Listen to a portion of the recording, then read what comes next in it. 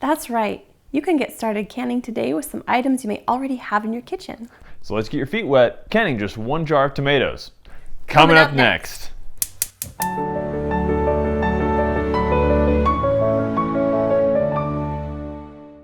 Although regular canning has a pretty standard set of gear, like a water bath canning pot, a jar lifter, a canning rack, etc., you can get all the cool stuff later if you want to do more. And if you don't have a canning jar with you right now, you can pick one up today from your local hardware or hobby store, or you can just order one from the link in the description.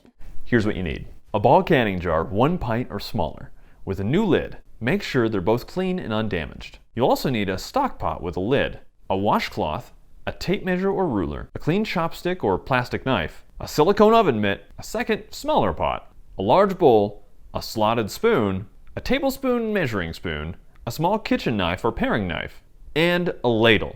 This list is also in the video description. Here's what you need for the recipe. 3 medium-sized tomatoes, bottled lemon juice, salt, and water. You're gonna need a lot of water. All right, let's do this. As with any kind of cooking, you want to make sure you practice good food safety. So make sure all your cooking tools are clean beforehand, and you wash your hands before you get started cooking. Also, you need to make sure your jar and pot will play nice together. So grab your stock pot and put a washcloth in the bottom. This is doing the job of a canning rack to keep the jar off the hot, bubbling bottom of the pot. Since it'll be in there during canning, you should test her with the jar. Lightly attach the lid to your jar. Place it in the pot in the middle of the washcloth. Take your tape measure or ruler and check if the jar cap is at least 2 inches or 5 centimeters from the pot rim. If that checks out, you're all set. First, you'll blanch, skin, and core the tomatoes to get them ready for canning. Fill your smaller pot with water and your stock pot 3/4 of the way full. Start both boiling. We're just going to use the small pot right now, but the stock pot will come in later. Next, fill the large bowl with cold water and put some ice in it. While the water comes to a boil and the ice water gets colder, go ahead and wash the tomatoes. Once the smaller pot is boiling, put the tomatoes in it for 30 to 60 seconds.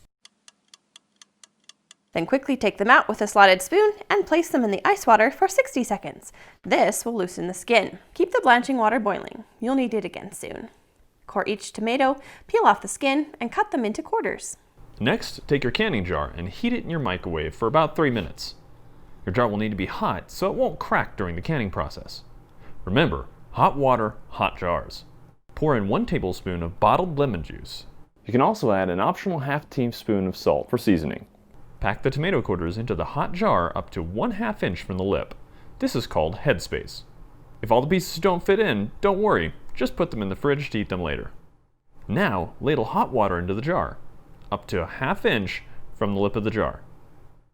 Take a clean chopstick or plastic knife and get any air bubbles out. Wipe the rim of the jar clean. Center the lid on the top and screw on the lid until it's just fingertip tight. Make sure your stock pot is at a simmer. Place the washcloth in the bottom of the stock pot with your ladle. Grab the jar with your silicone oven mitt and carefully place it in the simmering stock pot.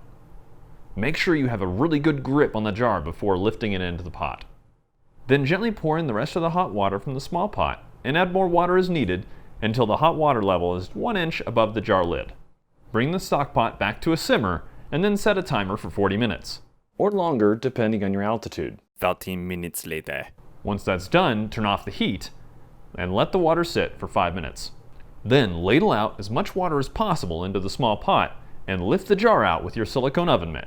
Again, make sure you have a good grip before taking the jar out. Let the jar cool for about 12 hours. 12 hours later! After the jar cools, tap the lid to make sure it's been sucked down in the middle, showing that it has a good vacuum seal inside. Then date and label your jar, because you want to know when you canned it and what it is.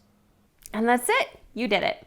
You just opened up a whole new world and learned an awesome life skill. With just a few exceptions, pretty much any kind of food can be preserved, canned, and stored at a stable room temperature. That is, if you practice good food safety and you exactly follow the canning recipe that you're using. Although this is a quick way to get started canning, it's not a substitute for learning solid canning essentials. So if you want to do more canning, we recommend you get a canning toolkit and a dedicated canning recipe book like the Ball Blue Book Guide to Preserving. It's really great. Yeah. If we missed anything, or if you have any additional tips or recommendations, leave a comment below.